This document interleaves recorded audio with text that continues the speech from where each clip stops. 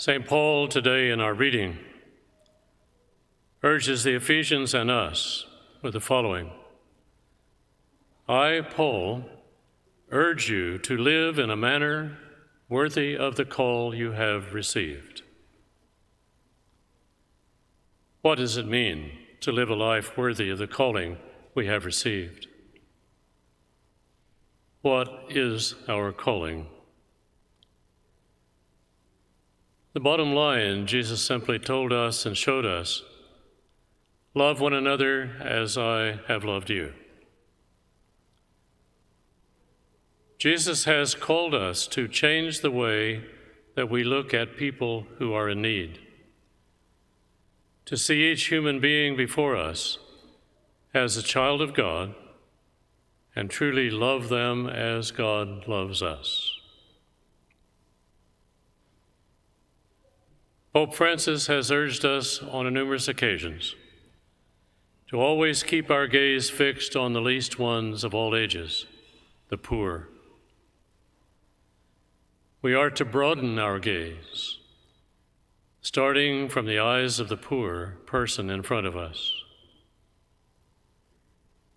It is with the eyes of the poor that we need to look at reality which the poor look at from a different way than our own.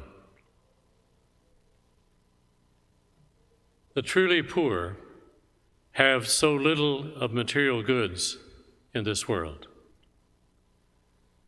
Often no home, little or no money, no form of transportation, no television, no accumulation of goods, usually only the clothes on their back, and they are truly dependent upon others. In some ways, however, the poor are blessed with a spiritual depth in their dependence on faith and God. And our God, Jesus, came into this world born in a poor family. And while Jesus and his disciples were traveling during his ministry, they depended on others for lodging and food. At the very heart of Jesus' ministry to those in need was his commitment to really encounter the people in front of him.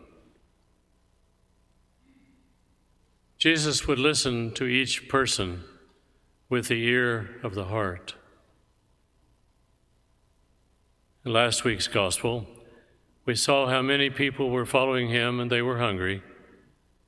He noticed and had pity on them and began to teach them. In our Gospel of John today, the crowd had been with Jesus now for 3 days. They had exhausted most all of the food and all they brought. And they were tired. Jesus, aware of all that had happened in the past, especially with the prophet Elijah, who offered the equivalent of 100 hungry people 20 rolls and some raw grain. Not much. But Elijah's outrageous desire to respond to their need was fulfilled through the hand of God. They all ate, and they had leftovers. Jesus was aware of that on this day when these 5,000 men were in front of him. In this miraculous sharing of bread, a mere 5 loaves, 1 loaf for each 1,000 people, and 2 fish. This miracle took place around the time of Passover, celebration of God's deliverance of the Israelites from slavery in Egypt, which also coincided with the Feast of Unleavened Bread that marked the beginning of barley season harvest. This preposterously disparity between the size of the crowd and the quantity of available food was simply to bring the lesson across to them and us about the extravagant generosity of our God. But also in this instance, we hear echoes of the Last Supper. Jesus took bread, gave thanks, and distributed it to the people. A very tiny amount was offered. The multitude ate, and there was food to spare. These stories of miraculous sharing call us to share our faith in a great way. We are called to offer our very lives and to assume that God, who will do more with us than we could ever ask, will do so. We are called to look upon those at the margins of our society, to love them, to reach out to them, to help them in many ways. When I was in college seminary at Assumption Seminary in San Antonio, we would be home to work on the farm during the summers. And at the end of that summer, our pastor, Father Bernard Loftus, invited me to come to the rectory for a meal before going back to the seminary. Father Loftus came to us from England, and with him were his two blood sisters, Kathleen and Nora. Kathleen was the kindergarten teacher, and Nora was the housekeeper and cook at the rectory. When I rang the doorbell and it was opened, I could smell very, very good food. And I thought, this is going to be a great meal. We gathered at the table, and before we sat down even to say grace, the doorbell rang. Father Loftus went to the door. We could hear him talking to a man for a while. Then he leaned around and looked at Nora in the dining room and said, "Nora, set one more place." He invited the stranger who had little to sit down and eat with us. We all ate and changed much conversation with one another, including with this man, who told us about his life and his situation.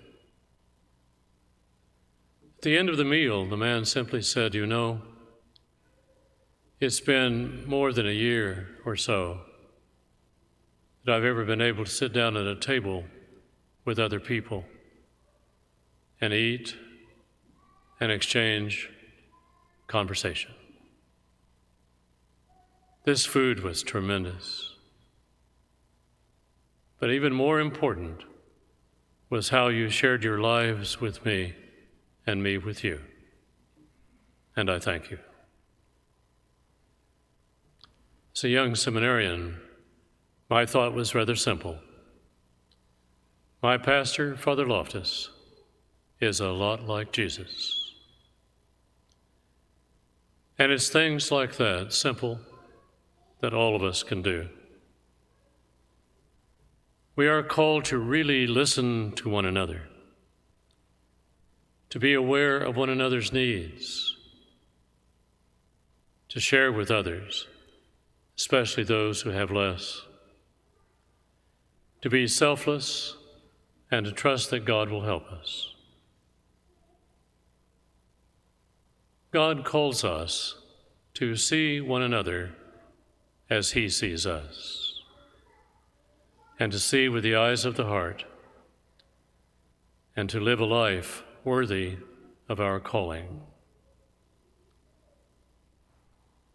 Jesus expects a lot of us,